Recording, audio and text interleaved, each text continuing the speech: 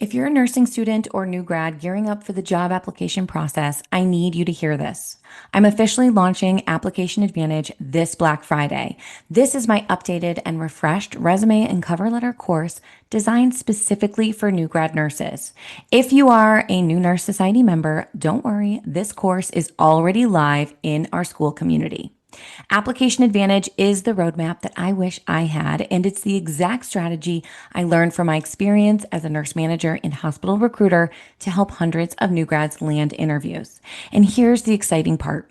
For Black Friday only, you'll get a specific discount code, and I'm giving away my exact resume and cover letter templates that I use with my career coaching clients every day. But the largest discount and the resume and cover letter templates combined will only go to the waitlist. So if you don't want to miss it, head to the show notes, scroll to the bottom right now, and join the Application Advantage waitlist. If you don't see it in the episode show notes that you're currently listening to, just jump to the most current episode and it will be there. If you're ready to walk into this next chapter with confidence, clarity, and a competitive edge, make sure your name is on that waitlist, and I will see you in your inbox on Black Friday. See you then.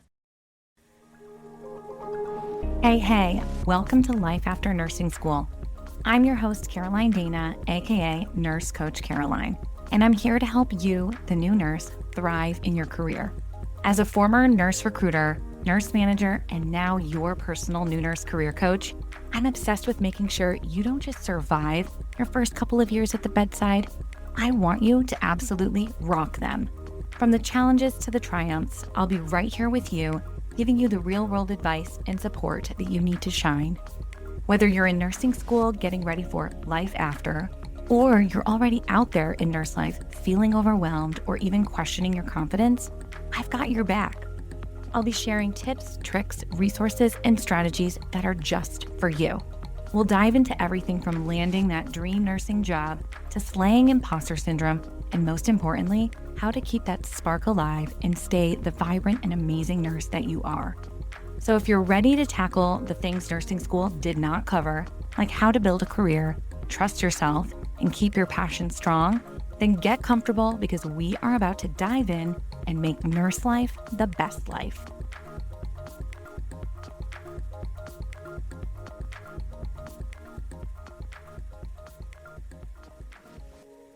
Welcome back to the Life After Nursing School podcast. I'm your host, Caroline Danna, and today's guest is someone I knew that I wanted to have on the show the moment I finished her new book, and that's Stephanee Beggs, the creator of RNExplained and the author of Debrief.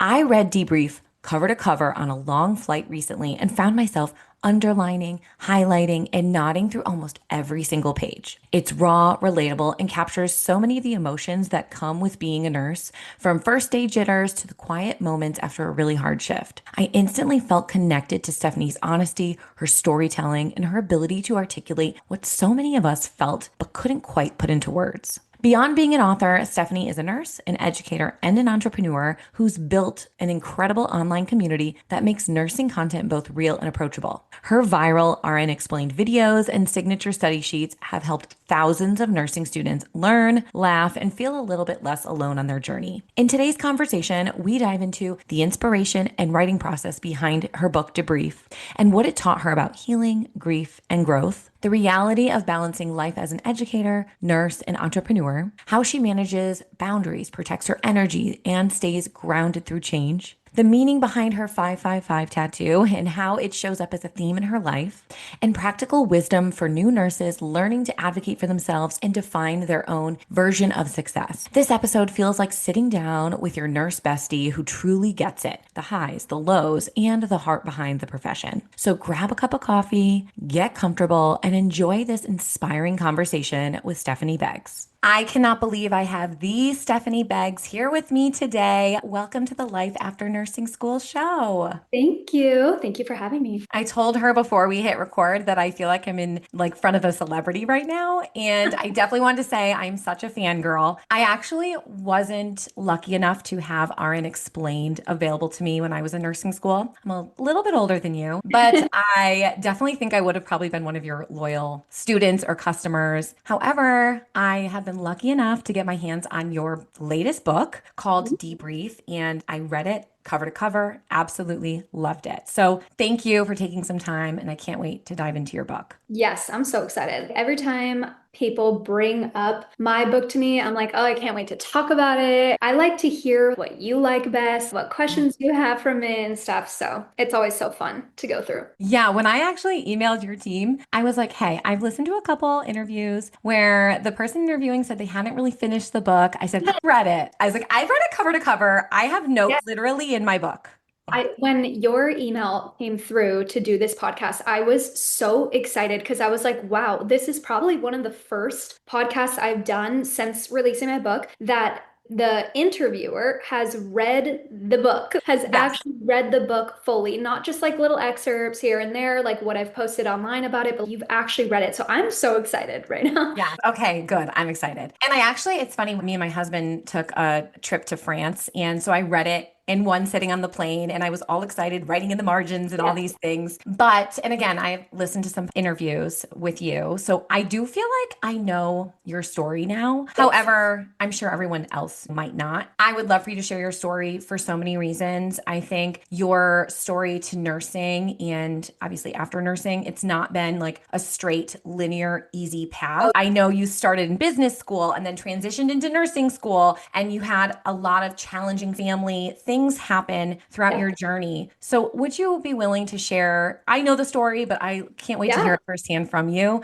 And I think Yeah. my listeners would really find it inspiring. Yeah, totally. We can go to the very, very beginning. Okay, let's see. Where do I start? So, I have a prior degree in business marketing. That's what I went to school for. I grew up in a family of entrepreneurs and business-minded people. And so that was the path that I took. I worked at Warner Brothers for a hot minute and I did not like it. I was not the office 9 to 5 person. And then I went back to school. I love school just in general. So the thought of going back to school for me was, I did not mind it at all because I love studying and I love learning. So I was like, okay, I'm going to go back to school for something that I love. And that's when I chose nursing.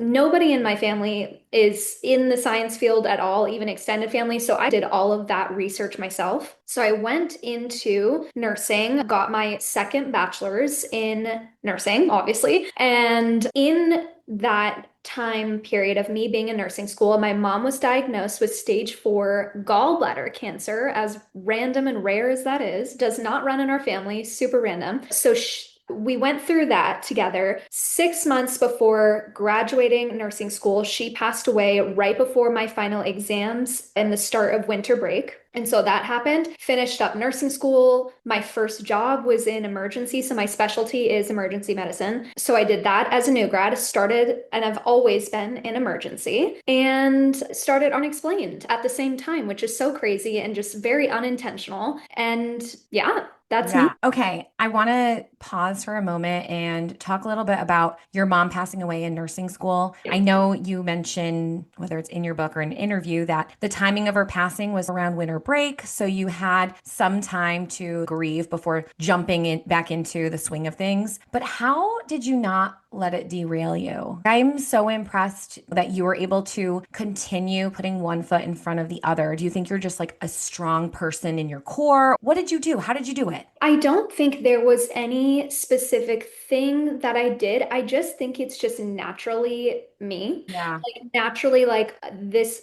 very tragic thing happened, but as bad as this may sound, the world keeps spinning. So we Yeah. just have to keep going. So that was my thought. Like, luckily, I guess the silver lining was that it happened right as winter break was starting. So I did get that month where I didn't Yeah. have to study or go to clinicals or whatever at the time, but that was nice. And so I had that time. And then when the time came for the semester to start, I was like, I have to keep going. So I just did. I don't know, I think that's just me, my personality, I guess, which is why I think I fit really well in emergency medicine too. It just overall just shows me as a person. Yeah, no, I'm very impressed. I think that you're definitely a strong individual because I think that can be such a derailing thing that happens in our life. My father passed away from lung cancer when I was a nurse of about 3 years. And it going through that terminal illness sort of experience, like the grieving is like so hard and it ebbs and flows, it shows up randomly. And I definitely found it was showing up in my professional life. And I felt like I was losing sometimes compassion for people on paper that seemed to get to live where my father was no longer here. And it's really tough to walk the journey of grieving alongside caring for other people. So I found it really inspiring that you continued to put one foot in front of the other and care for other people in such a compassionate way. Thank you for that, for sharing that. Even I just find it so inspiring. Now,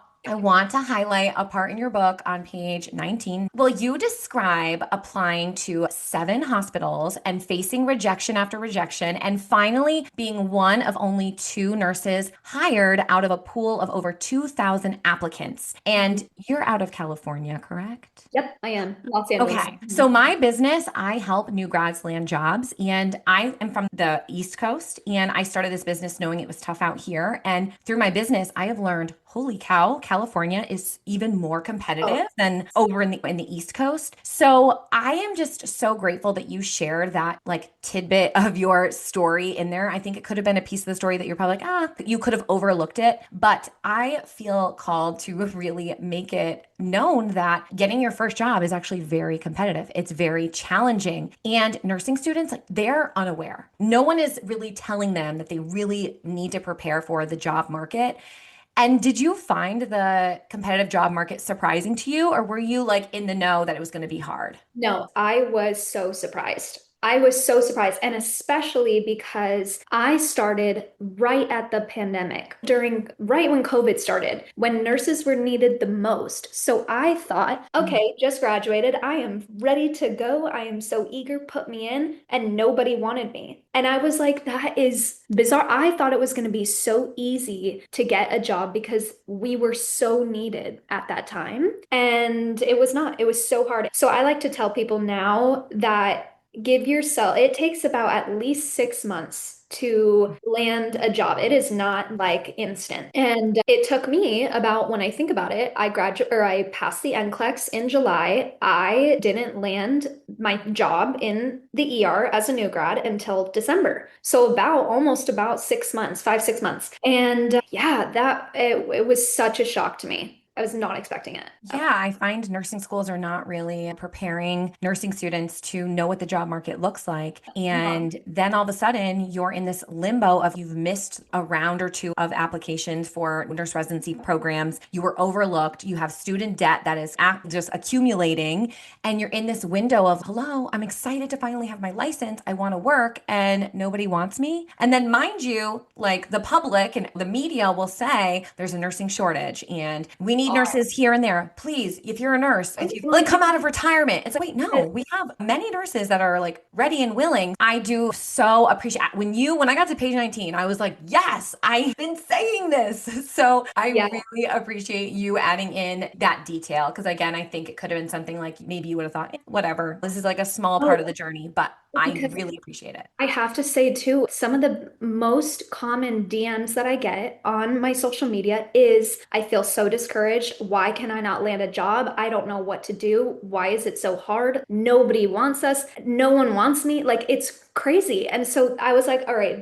I dealt with this when I was a new grad. At the time, I thought it was really just me. I thought, oh, maybe like they just don't want me, or maybe my resume is not that great, or maybe I didn't interview like as well as I could have. But no, it's like a universal thing out there that, yeah, they keep saying nursing shortage, which is also why I talked about in that chapter. They say that, but they want the experienced nurses. That's why there's the shortage of the experience. So they're not looking for the new grads, even though we're so eager and willing to learn and whatever it may be. They want to be able to hire someone, especially during the pandemic. They wanted Yeah. all hired to come back because they don't have to train them. It is typically no money for them to bring them back Yes. into the workforce versus training new grads. And so that's just so discouraging. And it's damn, like just put me in. I'm ready to learn if you just give me a shot. Gosh, Yeah. yeah, I thought it was just me at first. And then I realized, no, even to this day, 5 years later, I still get people that are like, I can't land a job. I can't get the job. Yeah, and you make a wonderful point that people will say, like, why aren't they hiring new grads? They're the cheapest nurse. They're not. They are actually very expensive because you are paying 2 nurses, the preceptor and the new grad to stick Yeah. together and do that job together for typically anywhere from 8 to 12 weeks, maybe more, depending on specialty, hospital, etc. So it's actually very expensive to take on a new grad. I would say the cheapest, if you were to say that, a nurse would be like a year of experience. But you're right. So it is so frustrating, and I just feel it in my core to shout that from the rooftops because I think at least if you're better prepared as a nursing student for navigating the job market, you obviously will set yourself up hopefully for better success. But I find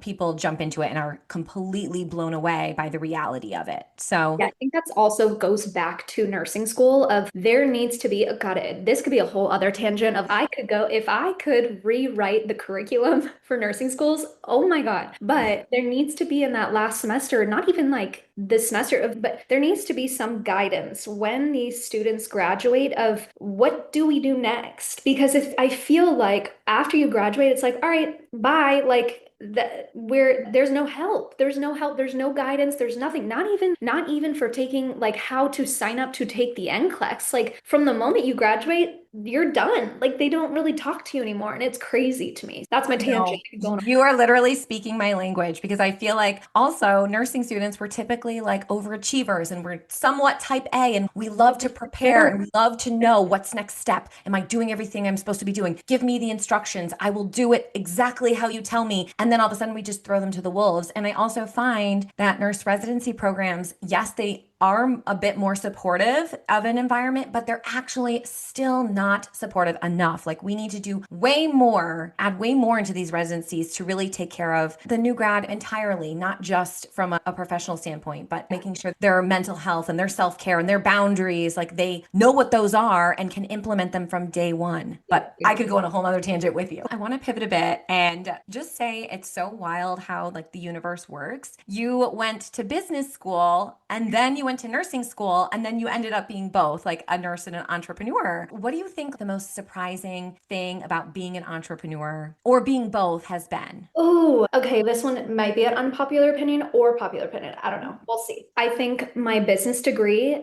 did not prepare me at all for owning a Wow. business, running or owning a business, or just knowing the business life. I think Mm. that was the craziest reality of I could say I have this whole business degree. I could not tell you one thing from my business degree that I have carried over and been like, ah, yes, like I remember writing like the essay on whatever or the things I studied in business school that have helped me now. To be honest, I've learned more as like trial and error being on social media and like carrying the marketing aspect because I was business marketing, emphasis on like the Okay. marketing. So the marketing I've learned myself through social media, I think that has helped me more Mm. than like the actual degree. But that maybe it's an unpopular opinion, who knows? Yeah. That's interesting. Yeah, I could see that. Sometimes I think half these degrees are just so we can put letters behind our name or look like Paper. credible, yes, on paper. Okay, that's actually very interesting. Do you feel like since your family's full of entrepreneurs, do you lean on them a lot or are your kind of entrepreneur endeavors wildly different that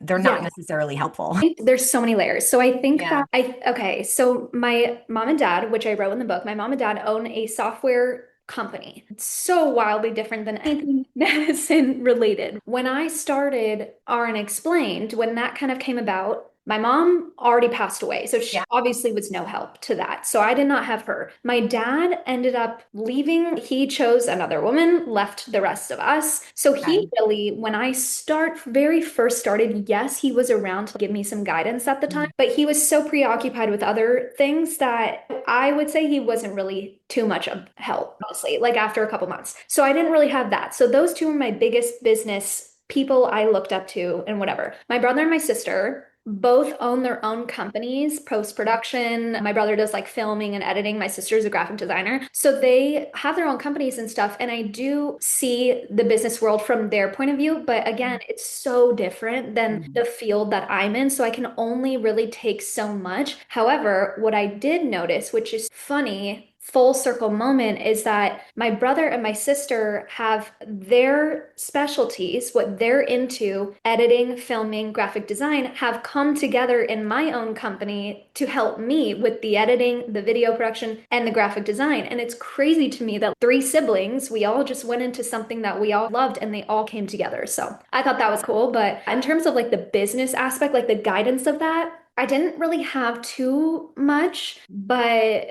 and then there's my aunt who's my mom's sister, and I'm very close with her, and she has helped me so much with, she's probably been the biggest help with the guidance of the company. Okay. I was going to ask that. I'm a nosy individual, if you haven't noticed, but I was like, okay, her mom passed away. You mentioned somewhere that your dad's on the outskirts of your life. I'm like, who the hell does Stephanee turn to? What, how is this Yeah. girl like building this $1 million business? And it feels like you're somewhat alone. Of course, it sounds like you have great siblings, but is your aunt like your go-to? If something happens, who are you calling? My aunt, oh my God, I Yes. talk to her every single day. We love Aunt Lisa. She's the best. She has helped me get my company to where it is today. Love her. For up until maybe a couple months ago, she's the one that has shipped all of my products for me. I don't know if anybody who's listening may have bought a product of mine. The person who ships it is Aunt Lisa, and she's the best. So we love her. She's like definitely helped. She's the one I call for anything. Okay. Yeah, I think I saw you mention her on social media when you were moving. Something about thank God for Aunt Lisa. And I'm Yes. like, I don't know who she is, but I'm glad Stephanee has someone because I was starting to wonder. That's amazing, though. You really do need someone just in your corner sometimes. And,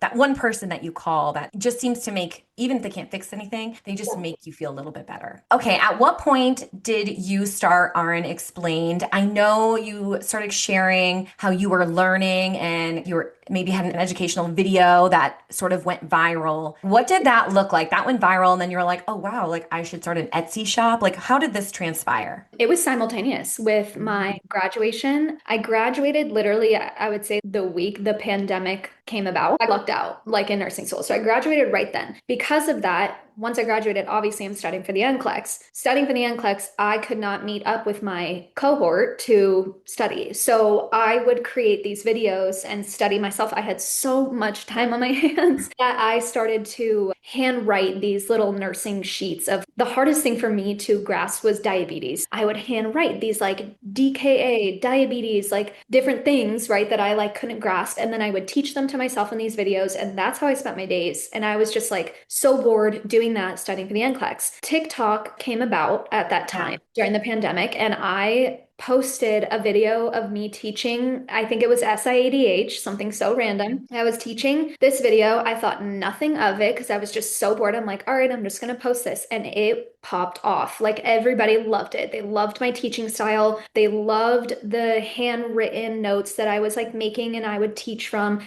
And then from there, I was like, that's cool. So then I made another one and I posted that one, popped off again. Then I was like, all right, help me help you, I guess. Like I was studying for my own. So it was really just for me. It wasn't for anybody Yeah. at first. And then that kind of helped me study. Then I passed the NCLEX 2 months later. It was like a month and a half or something like that. Passed the NCLEX, and I really didn't have a reason to make those videos anymore. But everybody in the comments was like, I love this. Can you do this topic? Can we buy these sheets? I would love to have this sheet. And I was like, you know what? Might as well create an Etsy shop. I had 10 sheets. Like at first, it was like Yeah. 10 of my top favorites. And I would sell those for $2 a sheet. They were digital downloads. And then people were buying them. And so I just kept making them, and then it turned into this full-fledged business. So I didn't stop. I like never stopped making the videos. I never stopped making the study sheets, and RNExplained was created. Okay. Do you still have those sheets? Because you need to frame them. Absolutely. I have them. I look at them and I'm like, oh my God, this is so ugly. I can't believe I like thought these were good, but and they are great. But looking at what I have now versus Yeah. what I started with, I'm like, holy crap, like I can't believe people bought these. But And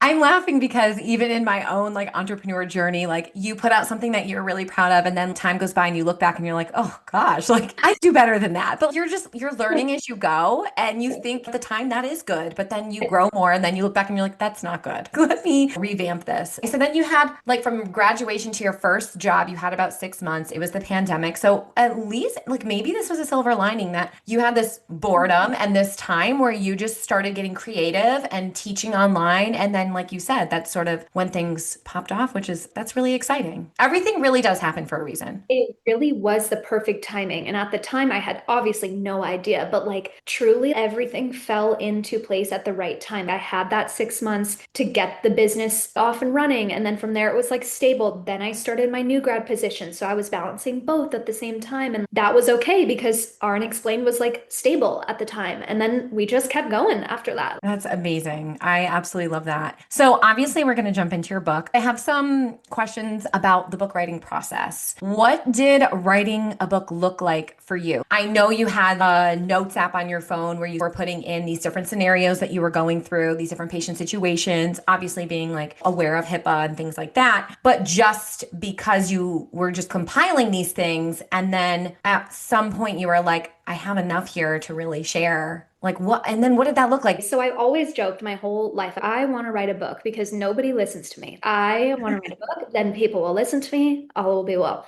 And so that was like a running joke my whole life. And when I started in the ER, I was night shift and I had so much time on my hands during the middle of the night where I would write down some of the like really traumatic stories or experiences I went through and just in my notes app. Or I talk about in my book, my red journal. So I had my journal and I had my notes app and I would just write these things down because I love to go back. And I also was like, I'm in this space of I love turning everything into a teaching moment. So I would write them down because eventually on social media, I could teach a learning lesson from these stories. And so I wrote them down. And I thought to myself one night, I was like joking with one of the doctors who also wanted to write a book. And we were like, what would I call the book? What would I write it? And at first, I don't know if this is in my book or not, but at first, I wanted to name the book When the World Sleeps. Stories of a Night Shift Nurse was like the title I had for so long. And then as I moved past night shift, I became like mid shift, day shift. Those stories didn't really work for that title. So that title had to change. But one of my friends from my hometown owns a publishing company. And I had put on my story just randomly one day, I was like, I'm going to write a book because no one listens to me. That's what I said. And he had responded to my story and he said, whenever you're ready to write the book, let me know because has his publishing company. And then I thought to myself, I was like, you know what? Like, F it. Why not write the book? Like, what's stopping me? And then he's like, no, seriously, if you really do want to write the book, let's hop on a call and whatever. So I ended up just biting the bullet and I was like, why not? So I hopped on a call with him. We talked about the process and like what that looked like. And then I started. And then I was like, all right, like this was about, I would say, a year and a half ago. And Okay. I'm all about like the timing of things. Like when I launch things, it has to have like a meaning and stuff like that. And so dates like matter to me. And so I thought to myself, my 5 years of being a nurse is this July 5th Mhm. will be my 5 years. So the year prior to that, I said, okay, well, if I wrote a book, I would love for it to be launched on July 5th. That would Okay. be date. So I busted my booty off to sit on the couch every single day and I would write all day for I think it was like maybe 9, 10 months of that year. I wrote everything. I worked with a writing coach who helps me develop the skeleton of in Cool. what order would you want these stories to be like talked Mhm. about? Because there's so many different ways you can do it. And then like that was like how I organized it and stuff. And then we got to like the logistics at the end. So it was about a year process, but my hard deadline was I wanted it to be launched on July 5th. That's amazing. Who did you let read it first? My aunt. Oh, yes, of course. Yes. What did she think? Oh my gosh, she cried. She literally cried. Yeah, because she's heard these stories like in real time. She's heard these stories. Mhm. So when she was able to read them and read them in detail and then like hearing them again, she was brought back to those like moments. Yeah. So she loved it. So every time I would finish a chapter throughout the writing process, every time I would finish a chapter, I'd save it on a Word document and I'd send it to her and be like, what do you think of this? It was like this super rough draft of the chapter. Yeah. She said, I cried every single time. Oh, I love that. Okay. And your book is dedicated to Mama B. Is that Mama Beggs? That's my mom. Yes. Okay. Oh, I love that. Look, see, I'm getting real nosy. I love it. Yeah. Okay. And then also you mentioned July 5th and 5 years. You have a tattoo that's 555. That's why the fives matter to me. And then that's Yeah. why this is dated. The date is July 5th on here. So that's why that's like my excerpt from my red journal on July 5th for the book. Oh, I love that. Wait, so did you have the 555 tattoo before the book? Yes. Oh, okay. So it's always been a thing for you. Yes. 555 has been a thing for me for years now. I see the 555 string of numbers Everywhere. everywhere, at least 2 to 3 times a day. It's the craziest thing on license plates, clocks, my order number, like what I'm paying at Target. Like it's crazy. I see it everywhere. So That's an angel number. Doesn't that mean change or evolution? that change is coming and to just embrace that change. So I love that. You definitely have had a lot of change in a great way. You've totally evolved, right? You've had your own glow up since nursing yes. school. It's amazing. Okay, so let's get into the content of the book. I did trim down some of my questions because I'm like, I need to let people read the book too. We don't need to talk about every single page. But I love that this book really highlights the ins and outs of nursing, like the reality of nursing. And it's really great from the new grad, novice nurse perspective. And again, like that portion of our profession really means a lot to me. I have a soft spot. I'm a clinical instructor. I'm always trying to help new grads. So I just loved reading it, knowing that, gosh, I could have used this book when I was a new grad. But one of the incidents that you talk about, or things you talk about, is you read about a moment around 6 months, and it's on page 46. And I'm going to read it. Because after nearly 6 months of struggling to find my place in the ER, I didn't leave feeling defeated. I didn't go home in tears. I didn't replay the entire 12-hour shift in my head, overanalyzing every decision I made. I didn't question my interventions with that patient. Instead, I got in my car and picked up the phone and had a conversation completely unrelated to the chaos of the last 12 hours. And that's when it hit me. Aha, this is the feeling. I wasn't just surviving anymore. I wasn't a scared, timid, uncertain version of myself. Slowly but surely, I was becoming Nurse Steph. And I was like, I had chills. Of course, I'm elbowing my husband on the plane, going, you have to read this. But I love it so much because I think that new nurses, especially, think that they're going to feel confident coming, like when they come off orientation. And you're probably only have been a nurse for 8 weeks, 12 weeks, whatever your hospital's offering you at that point in time. And that's not the reality. Logistically, it makes sense. Oh, okay. I was on orientation. I learned the job. I was taught skills, but you still, I feel like most new nurses never truly feel ready to come off orientation. And I love how you just were able to capture that moment of when things shifted and how you were able to like actually leave work at work and then clock out and pivot to reality outside of the nursing walls. What do you think it was that shifted at that 6 month mark? Do you think it was just like this slow process of gaining your Yeah. footing? Yeah, I think there was like a combination of things. I think it was the slow progression that I didn't know was progressing at the time until that moment. I think there was just a day that I had that aha moment where like things started to click. And I don't know what it was in me, but I would start that shift and I'd go to the computer and I'd see what I needed to do, or I'd see the orders that needed to be given, and it would click in my mind of, oh, I have this order. I need to check this first, or I need to do this first. And it just was coming naturally, like all of a sudden to me. Whereas prior to that, I would not even know where to begin. I didn't know how to prioritize. I didn't know what I needed to be checking, like before things needed to get done. And like my brain was constantly going in spirals prior to that of, can I do this? Am I competent enough to do this? Am I smart enough? Do I even know what I'm doing? And what if I make this mistake and whatever? And then there was just that day that it clicked where like I knew what to do. And then like once I knew what to do, I was like, oh wow, like then my confidence started to build. I think it was a combination of just the progression of knowing what to do. And I didn't do anything for that to happen. It just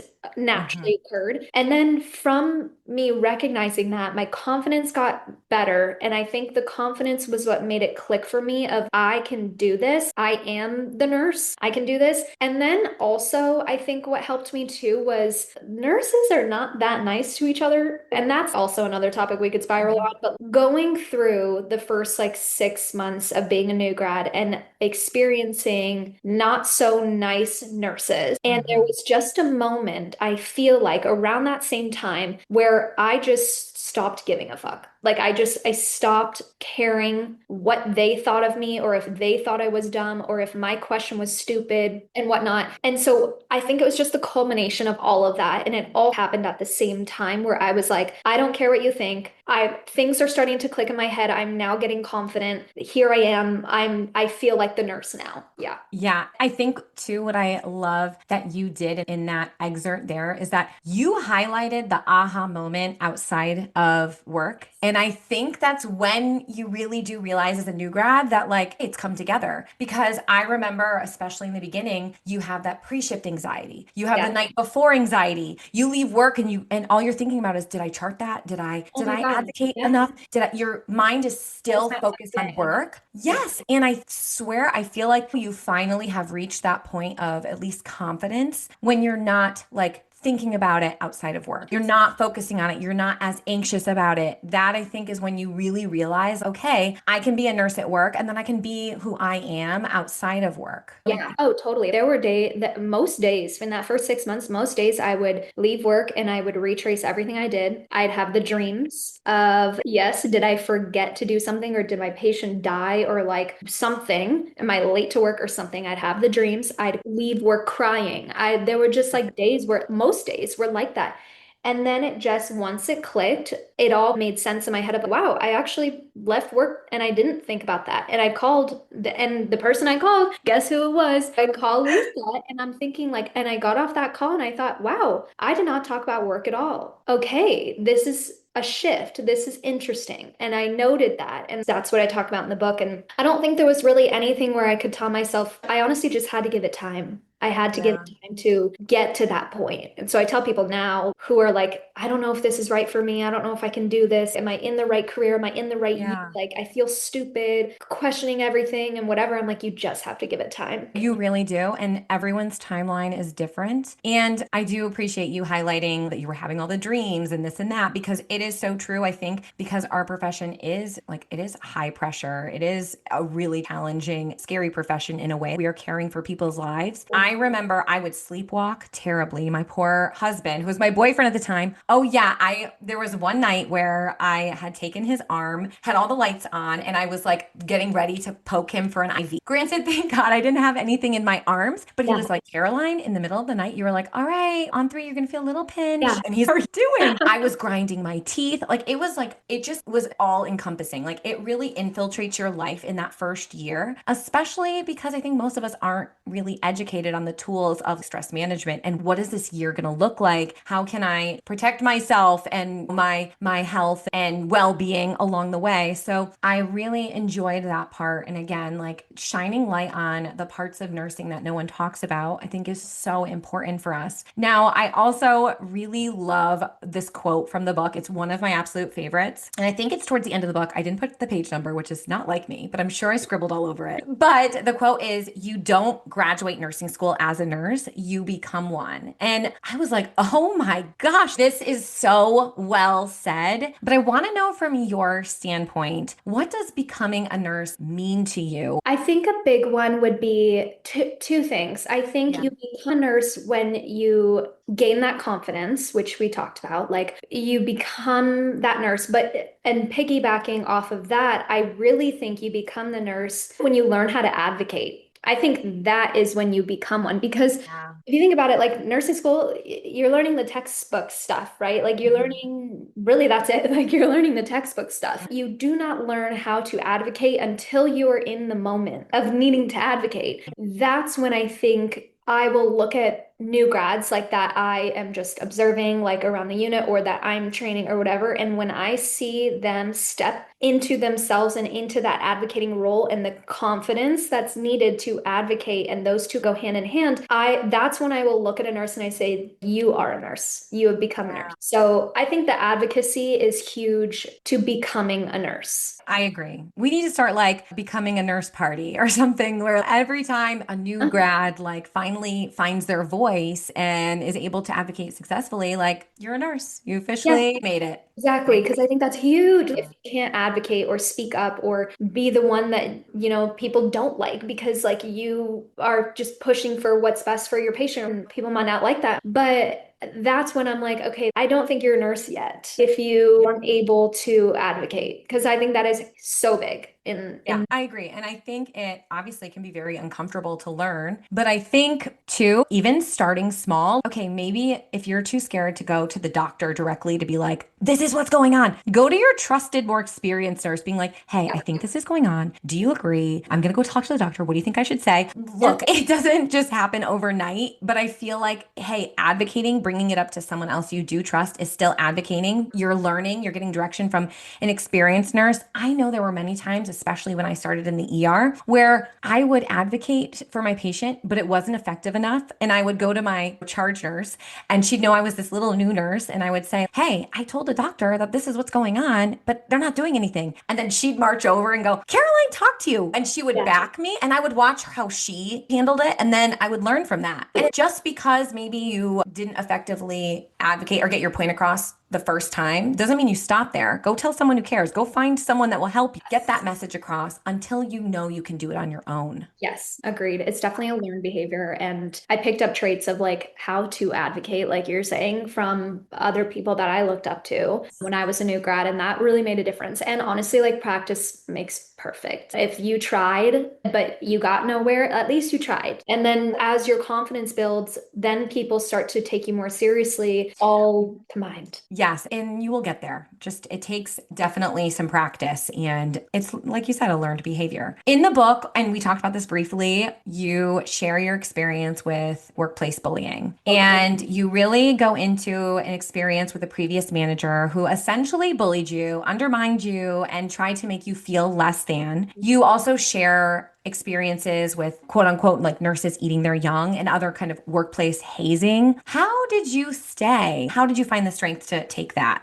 Stayed for as long as I could. And I Mhm. ended up leaving because I could not handle how poorly ran the department was, to be honest. And the reason I stayed for as long as I did had to be my coworkers. I think that was, and my love, just like for Mhm. what I was, the unit I was on and where I was. But really, I think it's your coworkers. Like you, and they always say you don't stay for the management, you stay because of your coworkers. Yeah. So I did have that group of nurse friends, like there, Mhm. yes, and I loved them. I still talk to them to this day. But for the most part, every other aspect of that department in that specific place, I did not like. I did not feel good. It did not make me feel good. I didn't like the way they treated me. I didn't like how they talked behind people's backs. And I saw you talk about other people, so I can only imagine what you say about me when I'm Mhm. not here. And I didn't like it. It wasn't, and again, going back to the confidence thing, once I found who I was as a nurse, I started drawing the line of I don't tolerate that. Mhm. As much as I love the girls that I've made friends with as like in my little nurse group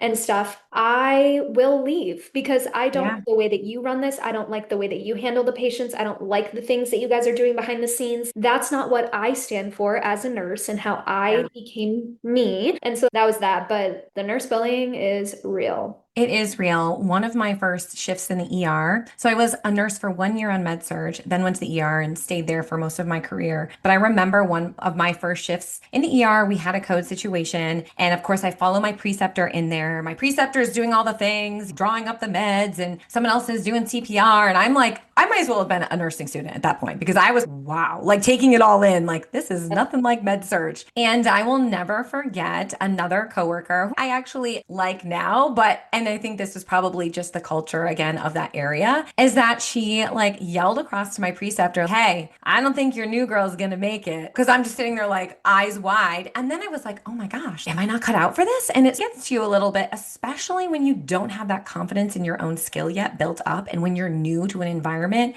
And it just kills me that this like culture is really common in our profession that there seems to be this period of time where you have to prove yourself to everybody. And then once you prove yourself, people back off on like the harassment and the bullying and the testing. But it's like, it takes some time. And I don't know why we're like that. I don't know if it's because maybe are people unhappy in their job, so they're taking it out on other people? Is this again just they want to act like this is some, I don't know, cult or cool girl group and you got to earn your way in? It's just honestly unsettling. And I don't know how we get away from it. I don't either. I don't either. And that's the problem is how Is do we stop that? And I don't know what to do to help that, but I think the profession itself is filled with very strong personalities. And I think that yes. is what is so good, but also where people butt heads, where the inferiority complex comes in of you want to know the most about this code. And so you act a certain way. Whereas instead of we all can fill each other's gaps, and that's how the profession should be. But many people think that they know it all. And that's where I feel like some of the problem is. Then the attitude comes out, or then the snarky comments come out, or whatever. And honestly, a lot of the time, too, I feel like experienced nurses forget where they came from. Like they forget that they were once that new grad too that did not know how to handle the code or things like that. And so they forget and then they become very mean or like very such high expectations from new nurses when they would have been so discouraged if someone was like that with them. And so I hate that. Like I hate that part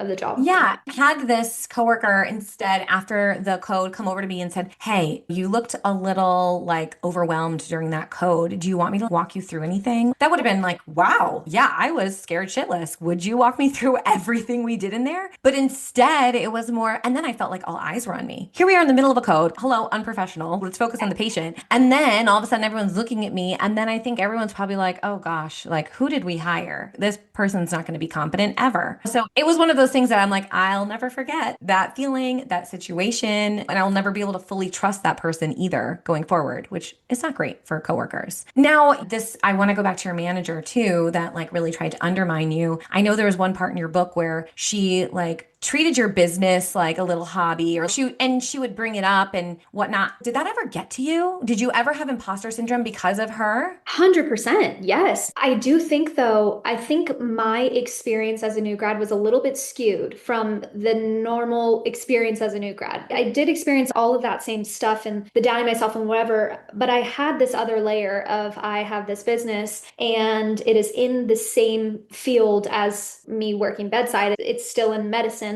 and people feel some type of way towards that. And the comments that I would get from her, from other coworkers about my company and stuff were so unwarranted. Now, when I look back, it's so much more of a reflection of them than it ever was of me. And I know that, but it was so discouraging at the time. And I do think, though, and this is why I think it's a little bit skewed, that I stepped into my confidence so much quicker than like the average because I was being thrown punches all the time. And it wasn't just my abilities as a nurse at the bedside, it was every aspect of other things that no one else really like gets jabs thrown at them for. But I had this Yeah. business that everybody would also jab. And then like how I spent my free time working on this business, they would also jab. And it was just like, so I stepped into my confidence of not caring what people Mm. thought way earlier than I think the average new grad does. And so that's why I think it's a little bit skewed for me. But I had so many coworkers and my manager. My biggest one was my manager that just you could tell when I look back now, it was they were unhappy and nothing I was doing was wrong. Yeah, I find that's true many of the times too, where like people are, there's either some kind of underlying jealousy or insecurity or comparison game going on. And you don't always recognize it when you're the victim, though. You're like, what's happening? And then down the road, you're like, okay, that is exactly what was going on. But it's so hard when you're in the thick of it. Did you ever worry like posting online? Were you ever nervous about what people were thinking? Or, okay, they made these comments at work about me, but here I am posting another video? In terms of like my social media, like at that time, I don't think I was too worried because I'm not dumb with HIPAA. It's so obvious, like what you can and cannot say. And so I really, mainly my social media at that time was focusing on showing this is what we experience. Obviously was zero HIPAA, but like I had a heart attack patient. Let me explain to you what you do for that heart attack patient. And it was like that type of educate, it was the education standpoint. Yes. And so I never was really worried about Mm, that because I knew that I can talk about my experience if I want without yeah. giving any sort of indicator of literally any patient, and we can learn from it and everything would be fine and whatnot. And it never took away from me, my competence as a nurse and stuff. But I will say, like those comments, the jabs that I would get all the time, and like when she would pull me into the office and ask me, "Are do we even want you on our Saturdays?" Like that, like type of. Yeah. I was so new that that would make me question, like, am I good enough? Like I would go home and I would think, do they even want me there? Am I good enough? Am I cut out for this? I loved it so much, but the jabs were like making me think like, can I be here? But I loved it so much. It was like a push Mhm. pull of I want to be here. How do you not see that I want to be here? Because you keep questioning me. But now when I look back, I'm like, Yeah. it what you were questioning me because of your own insecurities. It was never me. I was such a good nurse, like to your unit. I was such a good nurse. And but at the time I contemplated that all the time. So I was like, I don't know if I'm good enough. Yeah, and that is almost, I don't know, mental torture or manipulation because when you're in that, when you're new at anything, and also when you're new to the profession, you have your own imposter syndrome. You don't need anyone to tell you could do better because you're already telling yourself that. So I think to have the leader, the unit manager questioning your ability from the get-go, like really, I can imagine would be so challenging and really just so upsetting on so many levels. Yeah. Again, nursing students and nurses in general, like we are type A. We're overachievers. We want to give our best and do our best. So to have someone questioning we're not doing that or we're not smart enough or competent enough, that's like your worst nightmare. It really is. It was horrible. I still think about it to this day. That's how mean it was because I was like, damn, man, I'm so new and I'm putting my best foot forward all the time. I was taking extra shifts. I never had a patient complain about me, like, never had these mistakes happen to me. Nothing I would do was enough. Nothing I would do. And so I think I got the nurses eat their young a little bit more than the Mhm. average. So I'm sure. don't be worried if you're listening to this. I think I just got it a little bit more, but then I also stepped into my confidence a little bit quicker because this was happening so much to me that I Yeah. let it affect me in order to continue in the profession. So How long did you stay there before you were like, all right, I have taken this abuse or bullying enough. I have confidence. I'm moving on. I left after about, I want to say a little over a year and a half. Okay. Yeah, I know. And it's hard to know, is this something that will get better? If I prove Yeah. myself, will people back off? Will they be confident in my skill and I'm no longer getting thrown these punches? Or is it something like this is definitely a very toxic environment and will never change? And I think just like you did, once you gain enough confidence to be able to almost step back and be like, am I the problem? Do I need to continue to work on my skills? Or is this like a culture problem here? And I think at a year and a half, I would imagine you could figure it out by then. Yes, and granted, it did get better. It got better when she wasn't there for the day. Like, it did get better once I stopped caring. Like it did, Yeah. because I knew there was the point where I became me, who I was going to be as a nurse. And I knew what I was worth and how good of a nurse I was, that what you were saying to me, and every single time you would pull me into the office and tell me what you thought of me, there was a point where I didn't care as much about their opinion of me. So it did get better Yeah. because I stopped caring. But then, like you said, I started to think about, okay, take a step back now. This environment is just toxic. It's not what I want to put myself in as a nurse. And I'm going to move on for that reason. Good for you. I think you're clearly, again, a very strong individual to have gone through all of that and also to just share it so like authentically and vulnerably. And I think, again, we're just taking time to really highlight these areas of nursing that need to be talked about more and hopefully fixed in some fashion. Now, I know we are running out of time, but I have just a few questions left. I want to know from like an entrepreneur standpoint. I love nurses and the nursing profession because I feel like we can really do anything. And I think there are more like budding nurse entrepreneurs out there. What would you tell a nurse that maybe has an idea of something, some direction they want to go to from an entrepreneur standpoint, but doubts that they are qualified to pursue it?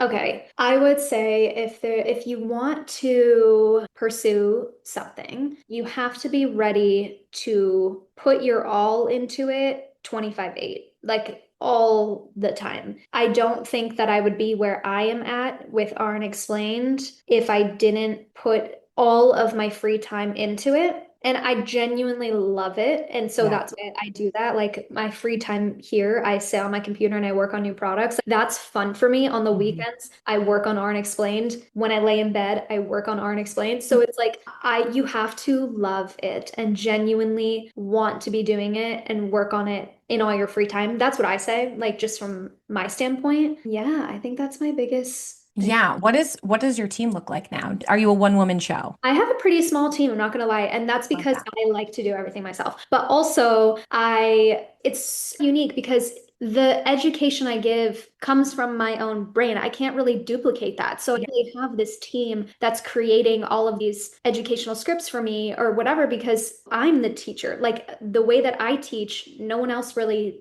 does it the same. So it has to be me that does most of the work. Yeah. So I have an assistant who helps me with the filming and some like back end stuff. Yeah. So I have an assistant, I have a brand manager, and then I have somebody who ships all my stuff, like does the operations of the warehouse stuff. And that's it. That's Not your aunt anymore. not Lisa anymore. So I moved, expanded into a larger like office space. And so I have somebody running that office space. So just that. And then if I do YouTube stuff, my Yeah. brother, obviously he does like the editing. So that's incredible. And my sister will help me with like graphics of certain products and stuff. That's it. That's amazing. I think that's honestly the way to go. Now, I have one final question for you, and I ask everyone this on my podcast. If you could go back to new grad nurse Stephanee Beggs, what is one thing that you would tell her? One thing that I would tell myself, the first thing I thought of, which is so cheesy, is to just keep going, like Mm. just keep pushing through. I think that would probably be it based on everything we talked about, like all of the hurdles and like that new grad life of the constant doubts and the constant like wondering if you're good enough. I would just tell myself, just keep going. So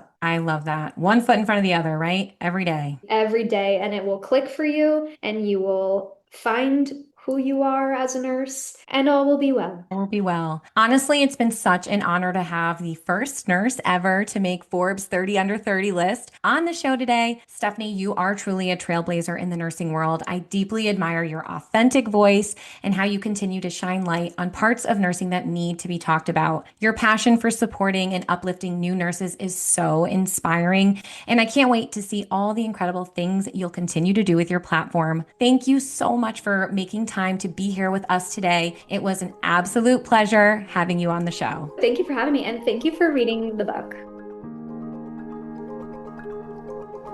Well, that's it for today's episode of Life After Nursing School.